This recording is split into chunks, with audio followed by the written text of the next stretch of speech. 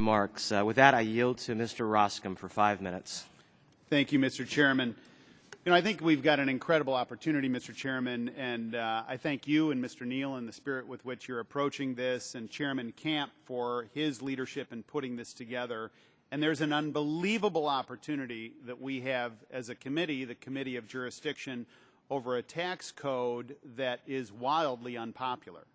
And the opportunity is this: if you look back at the work of this committee over the past 18 months or so, you can distill down the work, and this hearing is part of that, and you could distill it down into one single word. I think that word would be competitiveness.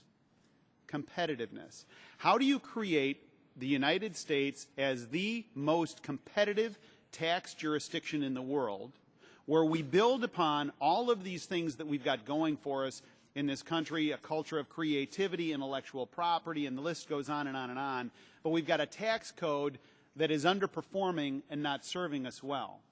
So the question as you go through the detail and as the committee goes through the detail of all of these extenders is this: at what rate is it so attractive that companies and others are willing to walk away from an extender?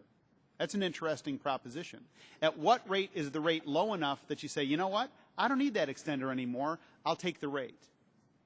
And that, I think, can be an animating theme today. The other question is, there's some of these provisions where it's not a tax policy per se, but there's some other foundational question that was built into that tax policy, and we need to re-examine that as well.